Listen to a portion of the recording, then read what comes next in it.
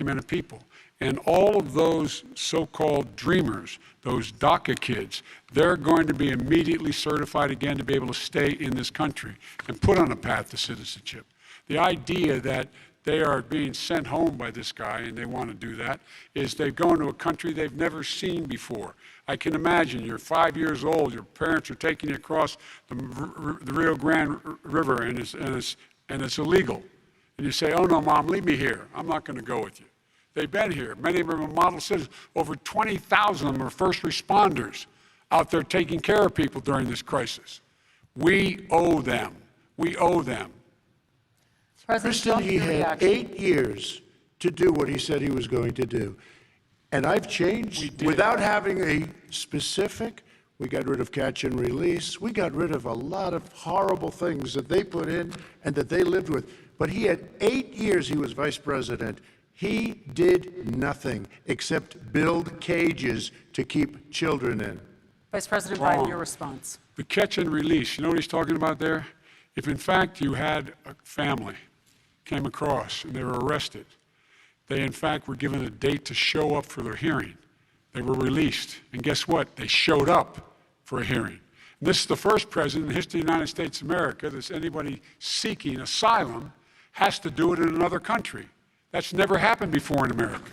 That's never happened before in America. You come to the United States and you make your case that I seek asylum based on the following premise: why I deserve it under American law. They're sitting in squalor on the other side of the river. President Trump, your response, So 30 important. seconds, and then we'll move on. It just shows that he has no understanding of immigration or the laws. Catch and release is a disaster. A murderer would come in, a rapist would come in, a very bad person would come in. We would take their name. We have to release them into our country. And then you say they come back. Less than 1% of the people come back. We have to send ICE out and Border Patrol out to find them. We would say, come back in 2 years, 3 years. We're going to give you a court case. You need Perry Mason. We're going to give you a court case. When you say they come back, they don't come back, Joe. They never come back. Only the really, I hate to say this, but those with the lowest IQ, they might come back. Okay, President Trump, let's give Vice President Biden a chance to respond, and then we're going to move on to the next section. You don't know the law, Joe. Vice President Biden, your response. Know the law, what he's telling you is simply not true. Well, check it out. They don't come back. Check it out. All right, let's move on But we don't have to the worry next about it because they section. terminated it, so we don't have to worry about it Let's anymore. move on to the next And you have section. 525 kids not knowing where in God's name they're going to be and lost their parents. Go ahead. All right, let's talk about our next section, which is race in America. And I want to talk about the way Black and brown Americans experience race in this country. Part of that experience is something called the talk. It happens regardless of class and income. Parents who feel they have no choice but to prepare their children for the chance that they could be targeted, including by the police, for no reason other than the color of their skin. Mr. Vice President, in the next 2 minutes, I want you to speak directly to these families. Do you understand why these parents fear for their children? I do. I do. You know, my daughter is a social worker, and she's written a lot about this. She has a graduate degree from the University of Pennsylvania in social work. And you know, one of the reasons why I ended up working on the east side of Wilmington, Delaware, which is 90% African American, was to learn more about what was going on. I never had to tell my daughter, if she's pulled over, make sure she puts, for a traffic stop, put both hands on top of the wheel and don't reach for the glove box because someone may shoot you. But a black parent, no matter how wealthy or how poor they are, has to teach their child, when you're walking down the street, don't have a hoodie on when you go across the street. Making sure that you, in fact, if you get pulled over, just yes, sir, no, sir, hands on top of the wheel, because you are, in fact, the victim, whether you're a person making child of a $300,000 a year person or someone who's on food stamps. The fact of the matter is, there is institutional racism in America. And we have always said, we've never lived up to it, that we hold these truths to be self-evident. All men and women are created equal. But guess what? We have never, ever lived up to it, but we've always constantly been moving the needle further and further to inclusion, not exclusion. This is the first president to come along and says, that's the end of that. We're not going to do that anymore. We have to provide for economic opportunity, better education, better health care, better access to schooling, better access to opportunity to borrow money to start businesses. All the things we can do, and I've laid out a clear plan as to how to do those things, just to give people a shot. It's about accumulating the ability to have wealth as well as it is to be free from violence. President Trump, same question to you, and let me remind you of the question. I would like you to speak directly to these families. Do you understand why these parents fear for their children? Yes, I do. And again, he's been in government 47 years. He never did a thing except in 1994 when he did such harm to the black community. And they were called, and he called them super predators. And he said that. He said it, super predators. And they have never lived that down. 1994, your crime bill, the super predators. Nobody has done more for the black community than Donald Trump. And if you look, with the exception of Abraham Lincoln, possible exception, but the exception of Abraham Lincoln, nobody has done what I've done.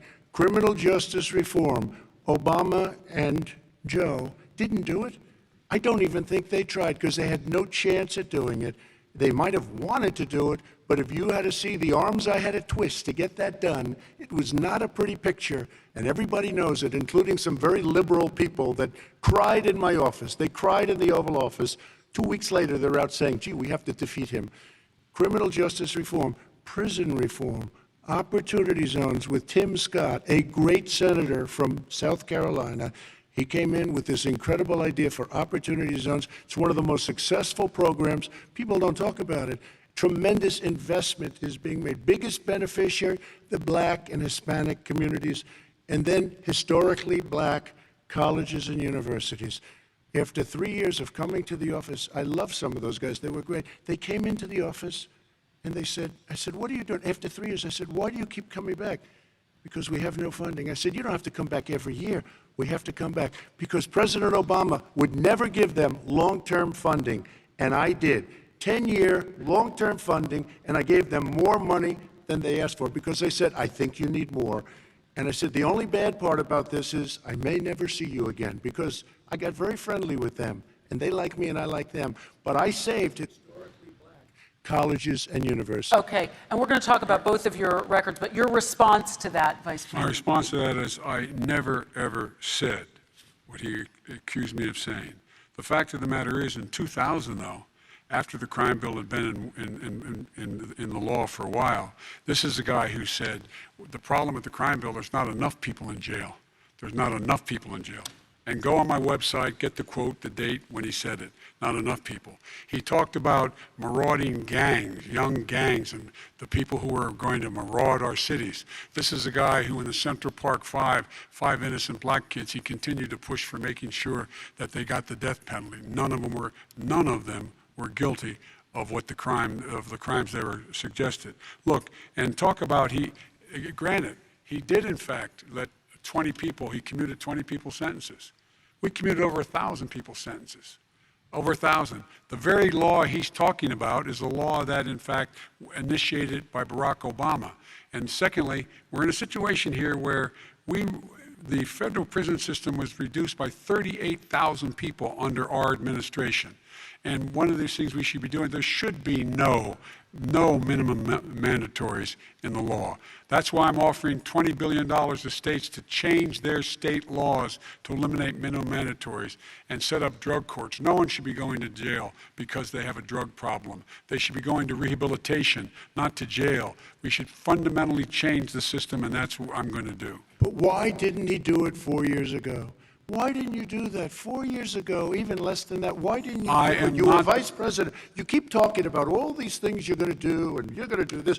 But you were there just a short time ago, and you guys did nothing. We did. You know, Joe, I ran because of you. I ran because of Barack Obama, because you did a poor job. If I thought you did a good job, I would have never run.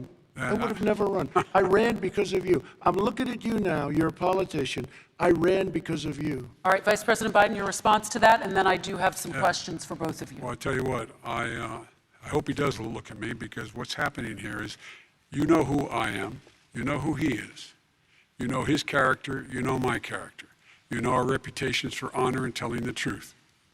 I am anxious to have this race. I am anxious to see this take place. The character of the country is on the ballot. Our character is on the ballot. Look at us closely. Let me ask some Excuse me. follow-up. Please respond, and then we're going to have follow-up. If this stuff is true about Russia, Ukraine, China, other countries, Iraq, if this is true, then he's a corrupt politician. All right. So don't give me the stuff about how you're this innocent baby. Joe, they're calling you a corrupt politician. Nobody's Take a look President at the Trump, I laptop want to from stay hell. on the issue Excuse of me, race. We're take a look talking at about the the issue. laptop from hell. President Trump, we're Nobody. talking about race right now, and I do want to stay on the issue of race. President Trump, And I you've have to just respond to that. Please, Because look, very there quickly. are 50 former national intelligence folks who said that what he's accusing me of is a Russian plant. They have said that has all the 5 former heads of the CIA, both parties, say what he's saying is a bunch of garbage. Nobody believes it except his and his good friend Rudy Giuliani. You mean the laptop is now another Russia hoax? And You that's gotta be- exactly what- Is this that's where you're exactly going? what This was is told. where he's going. The All right. laptop is Russia, Yes. Gentlemen, Russia. I want to stay on the issue of race. You okay? have to be kidding. Here we Mr. go President, again with Russia. We're going to continue Boy, on the boy. issue of race. Mr. President, believe you've that one. described the Black Lives Matter movement as a symbol of hate. You've shared a video of a man chanting white power to millions of your supporters. You've said that black professional athletes exercising their First Amendment rights should be fired. What do you say to Americans who say that kind of language from a president is contributing to a climate of hate and racial strife? Well, you have to understand, the first time I ever heard of Black Lives Matter, they were chanting pigs in a blanket, talking about police. Pigs, talking about our police. Pigs in a blanket, fry them like bacon. I said, that's a horrible thing. And they were marching down the street. And that was my first glimpse of Black Lives Matter. I thought it was a terrible thing. As far as my relationships with all people, I think I have great relationships with all people. I am the least racist person in this room. Well, what do you say to Americans who are concerned by that rhetoric? I don't know. and by I the- mean, the I don't know videos? what to say. I got criminal justice reform done and prison reform and opportunity zones. I took care of black colleges and universities. I don't know what to say. They can say anything. I mean, they can say anything. It makes me sad because I am the least racist person. I can't even see the audience because it's so dark. But I don't care who's in the audience. I'm the least racist person in this room. Okay, Vice President Biden, let me ask you very quickly, and then I have a follow-up question for you. Abraham Lincoln here is one of the most racist presidents we've had in modern history. He pours fuel on every single racist fire, every single one. Started off his campaign coming down the escalator saying he's going to get rid of those Mexican rapists. He's banned Muslims because they're Muslims. He has moved around and made everything worse across the board. He says about the poor boys, last time we were on stage here, he said, I told them to stand down and stand ready. Come on. This guy has a dog whistle about as big as a foghorn. President Trump, I'm going to give you 10 seconds to respond, and then I have a No, follow-up question. you made a reference to Abraham Lincoln. Where did that come in? I mean, You said where you're did that- Abraham No, Lincoln. where did that? No. You said- I said not since Abraham Lincoln has anybody done what I've done for the black community. And I'm I didn't saying- say I'm Abraham Lincoln. I said not since Abraham Lincoln has anybody done what I've done for the black community. Now, you have done nothing other than the crime bill, which put Oh, God. tens of thousands of black men, mostly, in jail. All right, let me- And you know let me what? a- let me They ask remember Vice it, President because if Biden you look a at what's question. happening with the voting right now, Let me ask they Vice remember President that you Biden treated them about- very, very badly. The- Just the- take a look at what's happening out there. Vice President Biden, let me give you a chance to respond within this context. Crime Okay. bills that you supported in the 80s and 90s contributed to the incarceration of tens of thousands of young black men who had small amounts of drugs in their possession. They are sons, they are brothers, they're fathers, they're uncles, whose families are still to this day, some of them suffering the consequences. So speak to those families. Why should they vote for you? One of the things is that in the 80s, we passed 100%, all 100 senators voted for it, a bill on drugs and how to deal with drugs. It was a mistake. I've been trying to change it since then, particularly the portion on cocaine. That's why I've been arguing that, in fact, we should not send anyone to jail for a pure drug offense. They should be going into treatment across the board. That's what we should be spending money. That's why I set up drug courts, which were never funded by our Republican friends. They should not be going to jail for a drug or an alcohol problem. They should be going into treatment. That's what we've been trying to do. That's what I'm going to get done, because I think maybe the American people have now seen that, in fact, it was a mistake to pass those laws relating to the drug. But they were not in the crime bill. But Okay, why so- didn't he get it done? See, it's all talk, no action with these politicians. Why didn't he get it done? That's what I'm going to do when I become president. You were vice president along with Obama as your president, your leader, for 8 years. Why didn't you get it done? You had 8 years to get it done. Now you're saying you're going to get it done because you're all talk and no action, Jim. We got a Your lot of it response. done. We released get 38,000. anything We got done. 38,000 prisoners left from. You got out of- nothing done. 38,000 prisoners were released from federal prison. There were over 1,000 people who were given clemency. In fact, we're the ones that put in the legislation saying we could look at pattern and practice of police departments and what they were doing, how they were conducting themselves. I could go on, but we began the process. We lost an election. That's why I'm running, to win back that election and change his terrible policy. I Quick just response, asked, and then we're I gonna just move asked on one to climate question. change. Why didn't you do it in the 8 years, a short time ago? Why didn't you do it? You just said, I'm going to do that, I'm going to do this. You put tens of thousands of mostly black young men in prison. Now you're saying you're going to undo that. Why didn't you get it done? You had 8 years with Obama. You know why, Because- Joe? Because you're all talk and no action. All right, Vice President Because Biden, and then we're going to move on to the next section. We had a Republican Congress. That's the answer. Well, Okay. you got to talk them into it, Joe. All right. Sometimes you got to talk them into it. We're going to move on to our next section, Like I which did is with criminal climate justice change. reform. I had Okay. to talk Democrats into it. Gentlemen, You did we're what we've we're running already out of done. time, so we got to get on to Okay. climate change, please. You both have very different visions on climate change. President Trump, you say that environmental regulations have hurt jobs in the energy sector. Vice President Biden, you have said you see addressing climate change as an opportunity to create new jobs. For each of you, how would you both combat climate change and support job growth at the same time? Starting with you, President Trump, you have 2 minutes uninterrupted. So we have the Trillion Trees program. We have so many different programs. I do love the environment, but what I want is the cleanest, crystal clear water, the cleanest air. We have the best, lowest number in carbon emissions, which is a big standard that I notice Obama goes with all the time. Not Joe. I haven't heard Joe use the term because I'm not sure he knows what it represents or means, but I have heard Obama use it. And we have the best carbon emission numbers that we've had in 35 years under this administration. We are working so well with industry, but here's what we can't do. Look at China, how filthy it is. Look at Russia. Look at India. It's filthy. The air is filthy. The Paris Accord, I took us out because we were going to have to spend trillions of dollars, and we would. I will not sacrifice tens of millions of jobs, thousands and thousands of companies because of the Paris Accord. It was so unfair. China doesn't kick in until 2030. Russia goes back to a low standard, and we kicked in right away. It would have destroyed our businesses. So, you ready? We have done an incredible job environmentally. We have the cleanest air, the cleanest water, and the best carbon emission standards that we've seen in many, many years. Vice President And we Biden. haven't destroyed our industries. Vice President Biden, 2 minutes to you, uninterrupted. Climate change and climate warming, the global warming, is an existential threat to humanity. We have a moral obligation to deal with it. And we're told by all the leading scientists in the world we don't have much time. We're going to pass the point of no return within the next 8 to 10 years. 4 more years of this man eliminating all the regulations that were put in by us to clean up the climate, to limit of emissions, will put us in a position where we're going to be in real trouble. Here's where we have a great opportunity. I was able to get both all the environmental organizations as well as labor, the people worried about jobs, to support my climate plan.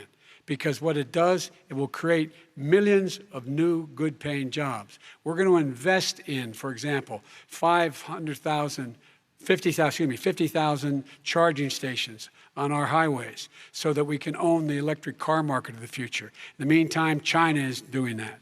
We're going to be in a position where we're going to see to it that we're going to take 4 million existing buildings and 2 million existing homes and retrofit them so they don't leak as much energy, saving hundreds of millions of barrels of oil in the process and creating significant number of jobs. And by the way, the whole idea of what this is all going to do, it's going to create millions of jobs, and it's going to clean the environment. Our health and our jobs are at stake. That's what's happening. And what right now, by the way, Wall Street firms indicated that my plan will in fact create 18.6 million jobs, 7 million more than his. This is from Wall Street. And I'll create $1 trillion more in economic growth than his proposal does. Not on climate, just on the economy. President Trump, you're Today came out and said very strongly, $6,500 will be taken away from families under his plan, that his plan is an economic disaster. If you look at what he wants to do, if you look at his plan, his nothing to do with environmental climate. plan, you know who developed it? AOC +3. They know nothing about the climate. I mean, she's got a good line of stuff, but she knows nothing about the climate. And they're all hopping through hoops for AOC +3. Look, their real plan costs $100 trillion. If we had the best year in the history of our country for 100 years, we would not even come close to a number like that. When he says buildings, they want to take buildings down because they want to make bigger windows into smaller windows. As far as they're concerned, if you had no window, it would be a lovely thing. This is the craziest plan that anybody has ever seen. And this wasn't done by smart people. This wasn't done by anybody. Frankly, I don't even know how it can be good politically. Right. They want to spend $100 trillion. That's their real number. He's trying to say it was 6. It's $100 trillion. They want to knock down buildings and build new buildings with little, tiny, small windows. I mean, and many other things. Okay. And many other things. Let me have the Vice President It respond, is and we're running out of crazy. time, and we have a lot And more you'll questions to destroy get our to. country. So let's hear from the Vice President. I have a number more questions. I don't know where he comes from. I don't know where he comes up with these numbers. Queens. $100 trillion. Give me a break. This plan was, plan is endorsed by every major environmental group and every labor group. Labor, because they know the future lies. The future lies in us being able to breathe, and they know there are good jobs in getting us there. And by the way, the fastest growing industry in America is solar energy and wind. He thinks wind causes cancer, windmills. It's the fastest growing jobs, and they pay good prevailing wages, $45, $50 an hour. We can grow and we can be cleaner if we go the route I'm proposing. President Trump, Excuse me. please We are respond, and then I have some We are follow-ups. energy independent for the first time. We don't need all of these countries that we had to fight war over because we needed their energy. We are energy independent. I know more about wind than you do. It's extremely expensive, kills all the birds, it's very intermittent, it's got a lot of problems, and they happen to make the windmills in both Germany and China. And the fumes coming up, if you're a believer in carbon emission, the fumes coming up to make these massive windmills is more than anything that we're talking about with natural gas, which is very clean. One other thing. Find me a scientist Solar. who said that. I love solar, but solar doesn't quite have it yet. It's not powerful yet to really run our big, beautiful factories that we need to compete with the world. So False. It's all a pipe dream. But you know what we'll do? We're going to have the greatest economy in the world. But if you want to kill the economy, get rid of your oil industry. And what about fracking? All right, Now let we me ask him about allow fracking. Vice President Biden to I have respond. never said I oppose fracking. You said it on tape. I did. Show the tape. Put it on your website. I'll put it on. Put it on the website. The fact of the matter is Showed he's it last flat lying. Would you Flat- rule out banning fracking? I do rule out banning fracking because the answer, we need other industries to transition to get to ultimately a complete zero emissions by 2025. What I will do with fracking over time is make sure that we can capture the emissions from the fracking, capture the emissions from gas. We can do that, and we can do that by investing money in doing it, but it's a transition to that. I have one more question in this pod, and then Excuse me, we have. he was against fracking. He said it. I will show that to you tomorrow. I Good. am against fracking. Until he got the nomination, went to Pennsylvania, then he said, but you know what, Pennsylvania? He'll be against it very soon because his party is totally against it. Fracking on federal land, I said. No fracking You said and/or frack. oil You on didn't say federal frack. Let land. me ask this I final did. question in this section, and then I want to move on to our final section. President Trump, people of color are much more likely to live near oil refineries and chemical plants. In Texas, there are families who worry the plants near them are making them sick. Your administration has rolled back regulations on these kinds of facilities. Why should these families give you another 4 years in office? The families that we're talking about are employed heavily, and they're making a lot of money, more money than they've ever made. If you look at the kind of numbers that we produce for Hispanic, for Black, for Asian, it's 9 times greater, the percentage gain, than it was under, in 3 years, than it was under 8 years of the 2 of them, to put it nicely. 9 times more. Now, somebody lives, I have not heard the numbers or the statistics that you're saying, but they're making a tremendous amount of money economically. We saved it, and I saved it again a number of months ago when oil was crashing because of the pandemic. Okay. We saved it. We got, say what you want about relationship, we got Saudi Arabia, Mexico, and Russia to cut back, way back. We saved our oil industry, and now it's very vibrant again. All And right. everybody has very inexpensive gasoline. Remember Vice that. President Biden, your response, and then we're going to have a final question for both of you. My response is that those people live on what they call fence lines. He doesn't understand this. They live near chemical plants that, in fact, pollute, chemical plants and oil plants and refineries that pollute.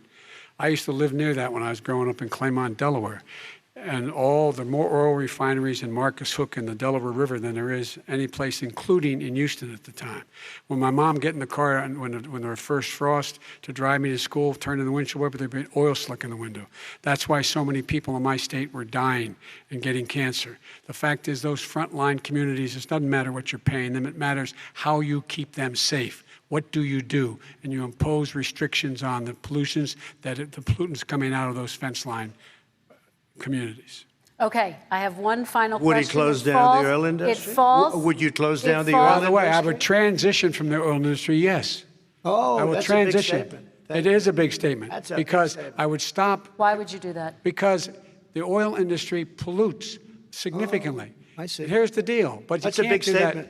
Well, if you let me finish the statement, because it has to be replaced by renewable energy over time, and I'd stop giving to the oil industry, I'd stop giving them federal subsidies. He won't give federal subsidies to the gas, to solar and wind. Yeah. Why are we giving it to oil industry? We actually do All give right. it to solar and wind. We And have that's one maybe the final biggest question. statement in terms of business. That's the biggest statement. Okay. Because We have basically one what he's final saying question, is he is Mr. going to President. destroy the oil industry. Will you remember that, Texas? Will you Okay. remember that, Pennsylvania, Oklahoma? Vice President Biden, let me give you 10 seconds to respond, and then Ohio. I have to get to the final question. Vice President Biden. He takes everything out of context, but the point is, look, we have to move toward a net zero emissions. The first place to do that by the year 2035 is in energy production, by 2050 totally. All right. One Is he gonna final get question China to both do of you. it? No, we're finished with Is this. he We going have to to get move on China to to our do it? final question. We No, have to I'm move going on to to our final rejoin Paris question. Accord and make China abide by what they agreed to. All right, That'll this cost you is $1 about trillion. leadership, gentlemen. And this first question does go to you, President Trump. Imagine this is your inauguration day. What will you say in your address to Americans who did not vote for you? You'll each have 1 minute, starting with you, Mr. We have to make our country totally successful as it was prior to the plague coming in from China. Now we're rebuilding it, and we're doing record numbers, 11.4 million jobs in a short period of time, et cetera. But I will tell you, go back. Before the plague came in, just before, I was getting calls from people that were not normally people that would call me. They wanted to get together. We had the best Black unemployment numbers in the history of our country. Hispanic, women, Asian, people with diplomas, with no diplomas, MIT graduates, #1 in the class. Everybody had the best numbers. And you know what? The other side wanted to get together. They wanted to unify. Success is going to bring us together. We are on the road to success. But I'm cutting taxes, and he wants to raise everybody's taxes, and he wants to put new regulations on everything. He will kill it. If he gets in, you will have a depression, the likes of which you've never seen. Your 401ks will go to hell, and it'll be a very, very sad day for this country. All right. Vice President Biden, same question to you. What will you say during your inaugural address to Americans who did not vote for you? I will say, I'm an American president. I represent all of you, whether you voted for me or against me. And I'm going to make sure that you're represented. I'm going to give you hope. We're going to move. We're going to choose science over fiction. We're going to choose hope over fear. We're going to choose to move forward because we have enormous opportunities to make things better. We can grow this economy, we can deal with the systemic racism, and at the same time, we can make sure that our economy is being run and moved and motivated by clean energy, creating millions of new jobs. And that's the fact. That's what we're going to do. And I'm going to say, as I said at the beginning, what is on the ballot here is the character of this country: decency, honor, respect, treating people with dignity, making sure that everyone has an even chance. And I'm going to make sure you get that. You haven't been getting it the last 4 years. All right. I want to thank you both for a very robust hour and a half, a fantastic debate. Really appreciate it. President Trump, former Vice President Joe Biden, thank you to Belmont University for hosting us tonight. And most importantly, thank you to those watching tonight. Election Day is November 3rd. Don't forget to vote. Thank you, everyone, and have a great night. Thank you.